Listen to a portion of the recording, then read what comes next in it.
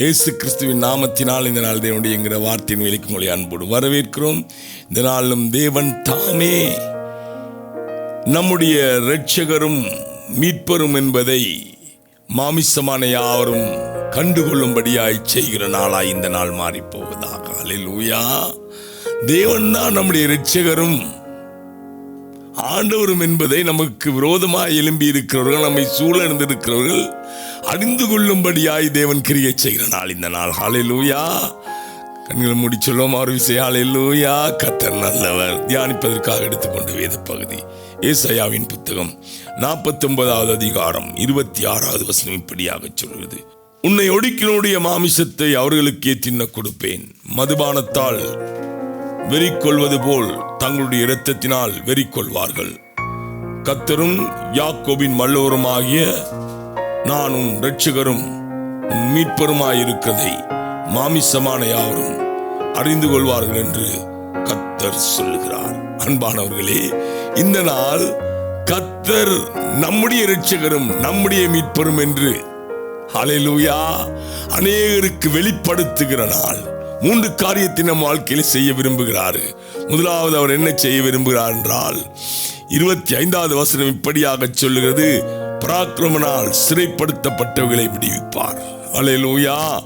நம்மிடத்திலிருந்து பராக்கிரமம் செலுத்தி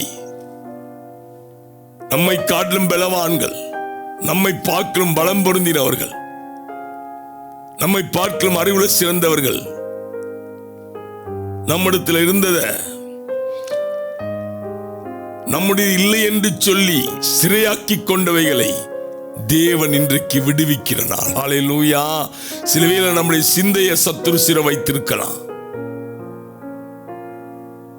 அல்லது நம்முடைய ஏதோ ஒரு பொருளை எதா இருக்கட்டும், இந்த நாள் கர்த்தர் அதை விடுவிக்கிற நாளாய் மாறி போவதாக. ஹல்லேலூயா. 2வது, பலவந்தனால் கொள்ளையிடப்பட்டதும் விடுதலையாக்கப்படும். ஹல்லேலூயா. நம்ம சிரமப்படுத்தி, நம்ம அடிமைப்படுத்தி, நம்ம பலவீனங்களை கொண்டு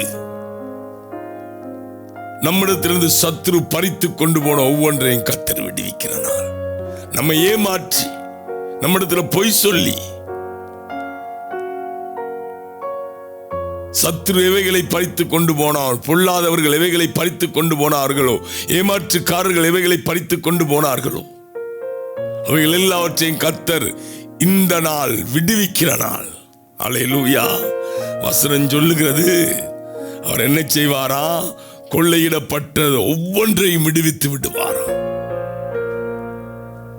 உங்களிடத்திலிருந்து எவைகளை பொல்லாதவர்கள் கொள்ளையிட்டு கொண்டு போனார்களோ அவைகள் எல்லாவற்றையும் கர்த்தர் இன்றைக்கு உங்களுக்காக விடுவிக்கிற நாளாய் மாறட்டும்.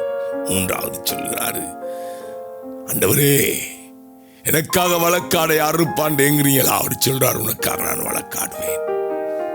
உனக்காக மாத்திரமல்ல, உன் பிள்ளைக்காக வழக்காடுவேன். 3வது கர்த்தர் இன்னைக்கு செய்கிற காரியம், அவர் நம்முடைய இரட்சகரும் மீட்பரும் என்று எல்லாரும் கண்டுகொள்ளும்படியாக இந்த வழக்கில் சிறைப்பட்டு போவான், இந்த வழக்கில் இதாகி போவான், இந்த வழக்கில் தோத்து போவான்.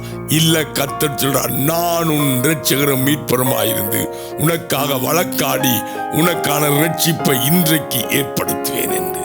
இன்றைக்கு கர்த்தர் உங்களோடு வழக்காடுகளோடு வழக்காடி உங்களுக்கு இரட்சிப்பை மீட்பையும் அளிக்கிற நாளாய் இந்த நாளை மாற்றுவாராக.